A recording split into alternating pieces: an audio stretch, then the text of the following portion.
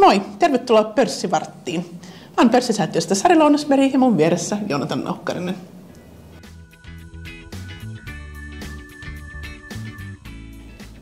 Aloitellaan ihan ensin katsomalla sitä, miten tässä vuosi on lähtenyt liikkeelle ja mitä viime vuonna on tapahtunut. Mä aion puhua vähän tässä kurssikehityksestä, puhutaan vähän muista tästä koko taloudesta ja sitten mennään vähän yhtiökohtaisiin asioihin myös. Nyt mietitään sitä, että nähdäänkö taas tämmöinen tammikuun ilmiö, eli tapahtuuko taas sillä tavalla, että viime vuonna vähän heikommin menestyneet osakkeet nyt tammikuussa saisi tulta alleen. Aika monena vuotena on nähty tämmöinen, puhutaan just sen takia tämmöistä ilmiöstä, että alkuvuonna heti vuoden alusta lähtee kurssit onnellisesti nousuun. Ja nyt on vähän kaksijakoista, että tapahtuuko niin nyt tänä vuonna. Viime vuonna alkuvuosi oli vahva, tammi-helmikuu, ja sitten taas loppuvuosi sieltä lokakuun lopusta taas lähti kurssi nousemaan, mutta tuossa välissä aika pitkä tuommoinen hiljainen kausi, että kesällä ei ikään kuin kannattanut olla markkinoilla. Miten Joonatan olet mieltä? Miltä näyttää? Näin 2 plusmerkkisen kuukauden jälkeen, niin varmasti itse ja moni muukin niin toivoo, että tammikuun ilmiö nähdään ja tammikuukin olisi myös plusmerkkinen. Toki nyt kuten tiedetään, että eletään jo tammikuun puolta väliä ja ihan ehkä kuitenkaan odotuksien kaltaista nousua ei ole vielä nähty, mutta toki puoli kuukautta tässä vielä aikaa.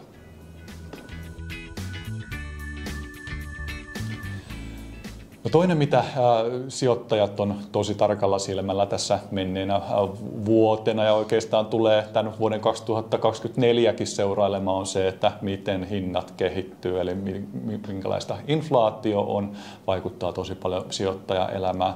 Inflaatiohan oli lähtenyt tosi kovaan nousuun ja pitkän sitten odotuksen jälkeen viime vuonna sitten kääntyi sijoittajien onneksi, voisiko sanoa näin, laskuun ja laskua jatkuu aina sitten tuonne joulukuulle asti ja kuten odotukset vähän oli sen puoleiset, että joulukuussa sitten nähdään kuitenkin pieni koukku ylöspäin ja nyt voidaan sanoa, että näinhän se olikin, eli pikkusen sen pitkän laskun jälkeen niin pieni sitten notkahdus ylöspäin ja nyt erityisesti varmasti kaikki odottaa, että minkälaisia sitten lukuja tässä heti alkuvuodesta sitten on tulossa ulos. Eli kuten todettua, niin vaikuttaa isosti korkoihin ja siten myös sitten sijoittajien elämään. Just, että tässä on tämmöinen kohtaloyhteys. Vähän inflaatio, keskuspankki katsoo sitä, vaikuttaa siihen, mitä tehdään ohjauskoroille, ja taas korkotason kehitys vaikuttaa siihen, mitä tapahtuu osakekursseille. Ja jos katsotaan, miten korot on mennyt nyt tässä näin, niin nähdään, että itse asiassa sieltä suomalaisten yleisin asuntolainan viitekorko 12 kuukauden Euriborin, niin kuitenkin sieltä jo onnellisesti laskenut. Ei ole enää siellä 4%, vaan nyt ollaan jo 3,5%, eli alaspäin ollaan tulossa, mutta Euroopan keskuspankki kuitenkin juuri sanoi, että ei ehkä ihan niin nopeasti kuin mitä sijoittajat toivovat, ja sehän tässä just heiluttaa vähän osakekursseja, että miltä se tulevaisuus sitten näyttää, ja se korkotaso on yksi osa sitä. Usein jos korot laskee, niin silloin myös se on positiivinen asia osakekursseille.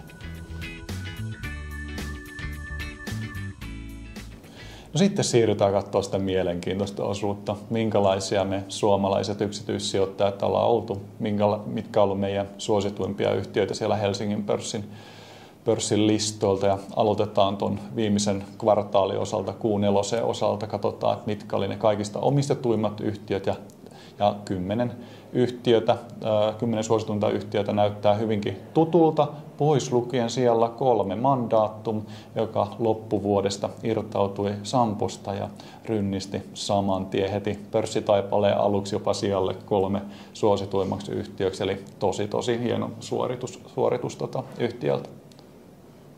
Kyllä, ihan ehdottomasti, että on aikamoinen saavutus kyllä siitä jakautua ja nousta. Tuossa tapahtui sitä, että siinä isot sijoittajat myi, eli ne, jotka oli saman osakkeenomistajana, osa näistä rahastoistakin, niillä kuului siihen sijoitusajatukseen se, että ovat nimenomaan tämmöisissä suurissa yhtiöissä, Mandatum oli vähän pienempiä, he myivät ja yksityissijoittajat osti, että aika lentävä lähtö kyllä Mandatumin taipaleelle pörssiyhtiönä. Muutenhan lista on pysynyt hyvin muuttumattomana, eli Nordea ja Nokia siellä 2 ensimmäisellä sijalla ja muuten järjestys pysynyt myös samana ja kone tippui siis Mandatumin tieltä listoilta pois. Sitten jos katsotaan siitä seuraavaksi mitä on sitten nämä Q4 suosikkiyhtiöt, eli pelkästään vuoden viimeinen neljännes, mitä silloin tapahtui, mitä yksityissijoittajat teki, niin nähdään, että erityisesti Kempower sai paljon uusia osakkeenomistajia, että siellä haluttiin hyödyntää tämä kurssilasku, ikään kuin nähtiin, että nyt hyvä mahdollisuus tarttua tähän, ja siellä myös sitten Finnair, Kesko, Neste, Valmet, siellä paljon tuttuja nimiä, jotka on ollut sitten yksityissijoittajien suosiossa. Ja sitten jos puolestaan vähän lainataan perspektiiviin, ei tarkastellakaan vain sitä yhtä kvartaalia, vaan tarkastellaan koko mennyttä vuotta 2023, eli mitkä Helsingin pörssin yhtiöistä sai eniten uusia yksityissijoittajia matkaan mukaan.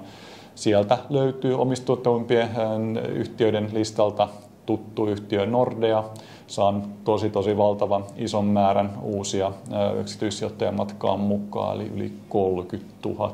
Se on tosi iso luku. Vaikkakin otetaan huomioon Nordea jo aiemmin iso omistajamäärä, eli onnistunut houkuttelemaan kyllä tosi montaa suomalaista. Ja jos oli tuossa niin kuin viimeisellä kvartaalilla Kempower ollut suosituin, niin sitten kun tarkastellaan koko vuotta, niin Kempower mahtuu myös tälläkin listalla sinne mukaan. Eli tosi hienon määrän, kuten tuossa Sari aiemmin jo totesi, niin saanut sitten sijoittajia mukaan. Sinänsä voi sanoa siitä vielä Kempowerista, eli hienosti yksityissijoittajat on hyödyntänyt sitä kurssilaskua, eli yli puolet tuosta, mitä Kempower koko vuoden aikana saanut uusia omistajia matkaan mukaan, tullut nimenomaan siinä vuoden lopussa tämän kurssilaskun jälkeen.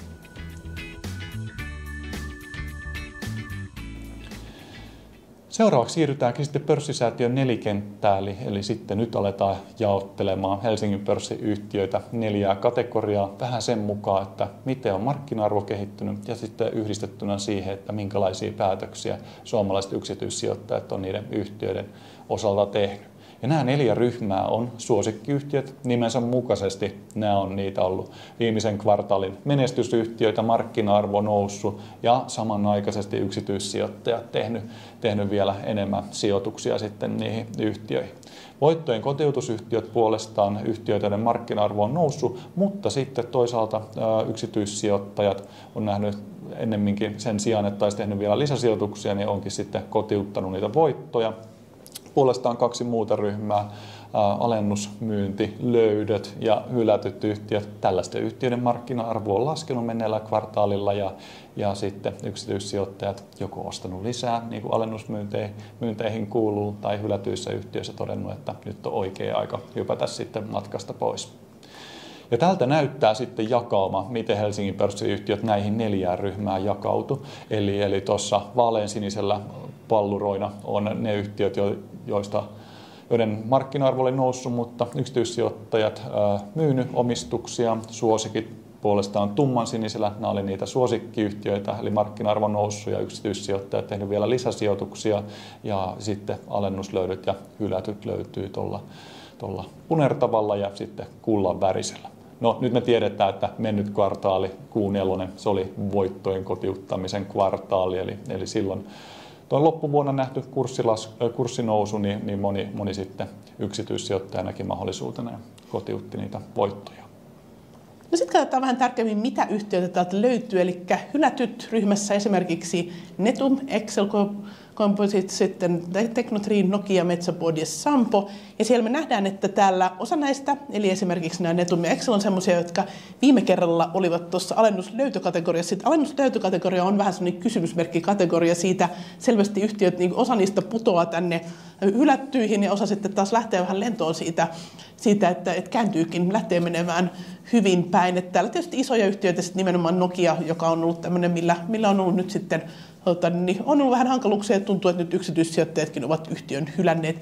Metsäyhtiöt näkyy vähän eri ryhmissä, eli täällä niin kurssi on laskenut, mutta toimittu vähän eri tuolla Metsä Boardilla hylättyjen puolella ja sitten taas Stora Enso tuolla myöhemmin katsottavassa voittojen kotiuttamislokerossa. Miten sitten alennuslöydöt?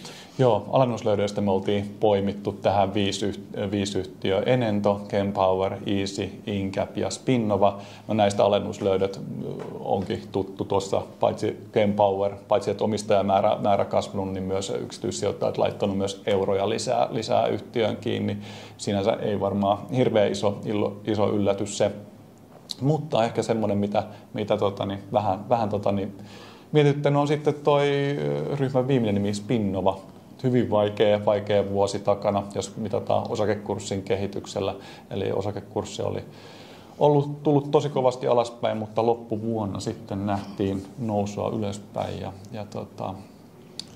Yksityissijoittajat on tehnyt lisää. Niin toi on hankala toi alennuslöydöt kategoria, kun se on semmoinen, että onko se vähän semmoinen niin putoavaan pukkoon tarttuminen vai olisiko se semmoinen, että tässä niin on jotenkin semmoinen mahdollisuus ja hetki, että yleensä Spinnova on yksi näistä, jotka on varmasti korkojen noususta vähän niin kärsinyt ja myös Kempower ja Spinnova niitä yhdistää kyllä tietty vastuullisuusajattelu, että Spinnovahan tekee näitä tosi vastuullisia tekstiilejä ikään kuin vaateteollisuuden käyttöön sitten, eli siellä myös esimerkiksi Adidas isona osakkeen omistajana, niin tietysti osa sitten meistä varmasti odottaa, että voisiko jossain vaiheessa sitten kääntyä tämmöinen vastuullisuuslehti siellä vaateteollisuudenkin puolella. Nyt toistaiseksi on ollut yhtiöille vähän hankalaiselta listautumishinnoista, ollaan aika kaukana.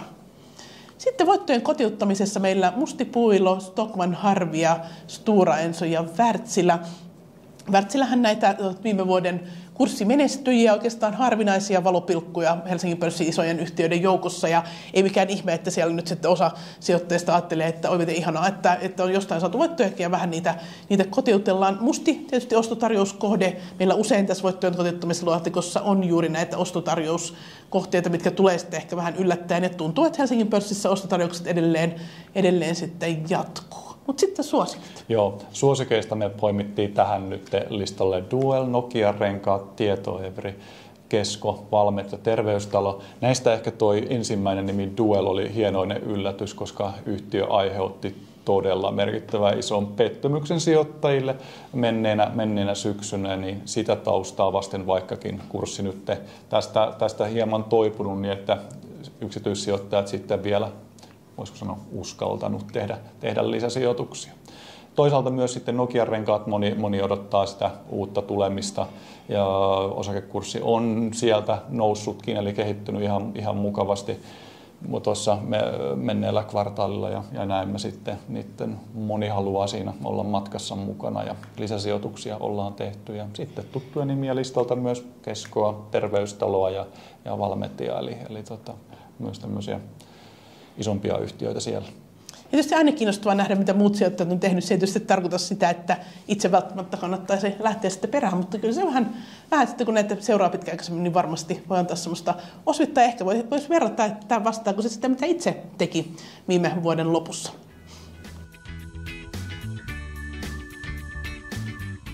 Sitten lopuksi puhutaan lyhyesti lapsen osakesäästötilistä. Nimittäin me pörssisäätiössä ollaan tehty tämmöinen ehdotus, että nyt olisi aika valtion perustaa työryhmä ja selvittää tätä asiaa. Hallitusohjelmassaan on luvattu, että selvitetään sitä, että voitaisiinko jokaiselle vastasyntyneelle avata oma osakesäästötili. Eli niin, että kaikki, kun Suomessa syntyy, niin täältä sitten avataan automaattisesti osakesäästötili. Ja siinä on puhuttu siitä, että pitäisikö sinne laittaa rahaa. Meidän ehdotus on se, että sinne itse asiassa pitäisi valtion laittaa valmiiksi pörssiosakkeita. Sillä tavalla vanhempien ei tarvitsisi tietää, mihin niitä rahoja sijoitetaan, kun se olisi ikään kuin lähtötilanne olisi valmiina. Siitähän voi sitten lähteä kyllä eteenpäin laajentamaan sitä salkkua sitten, mutta valtio voisi hyvin antaa siellä valtiolla kymmenien miljardien eurojen salkkuja. Tässä nyt puhutaan siis se, että vuosittainen osuudet, mitä sinne laitetaan, niin puhutaan tämmöistä alle 1000 osista tästä koko kokonaisuudesta, eli hyvin pieniä muruja suhteessa siihen valtion jättiläismäiseen salkkuun, eli sieltä voisi sitten vaikka, sinne sitten laitettaisiin vaikka Fortumin, Nesteen, Finnairin, Sammon, mitä sieltä valtiolta sitten löytyy, joko suoraan omistettuja tai sijoitusyhtiö Solidiumin kautta, niin tällaisia osakkeita voitaisiin laittaa, ja tästähän saataisiin oikein sukupolvikokemus. Ajatelkaa, kun kaikki vuonna 2024 syntyneet nyt saisi sitten nämä tietyt osakkeet, ja siellä sitten kun he vanhenee, niin he siellä sitten koulussa keskustelisivat keskenään, että no miten on mennyt ja mitä tämä tarkoittaa. Jos näitä osakkeita laitettaisiin vaikka 500 eurolla jokaiselle, silloin se tarkoittaa sitä, että keskimäärin, jos osakemarkkinoiden tuotto on 8%, niin silloin kun he ovat 18-vuotiaita, niin nämä olisivat sitten nelinkertaistuneet, eli siellä voisi olla 2000 euron arvosta niitä osakkeita. Mutta ne tärkeimmät asiat on kuitenkin ehkä sellainen eriarvoisuuden poistaminen, vähän kaikki mukaan omistamaan. Ja sitten myös tämä linkki tähän talousosaamiseen ja talousopetukseen, mitä myös hallitusohjelmassa nostetaan paljon esille. Eli aidosti koulussa, kun asioita käydään läpi, niin silloin voisi jokainen olla siinä keskustelussa ihan eri tavalla mukana. Ja silloin tavallaan, kun itse omistaa, niin sitä usein seuraakin enemmän ja on kiinnostunut asioista enemmän pitää silmällä sitä, mitä ne yritykset tekee ja mitä tapahtuu ja miksi. Eli ajatus olisi enemmän saada ihmisiä oppimaan aktiiviseen omistajuuteen ja sillä tavalla, että jokainen osaisi myös itse jatkaa sitä sijoittamista, tehdä niitä sijoituksia. Eli tällainen ehdotus meille, jos kiinnostuisit siitä, niin sieltä postisaatio.fi osoitteesta lue meidän verkkosivulta selvityksestä vielä tarkemmin. Näin tammikuun osalta lämmin kiitos. Vinkkaan vielä, että tule linjoille mukaan meidän pörssikaalaan 31. päivä tammikuuta kello 19 illalla palkitaan viime vuoden parhaita. Ehkä nähdään linjoilla silloin. Kiitos. Kiitos.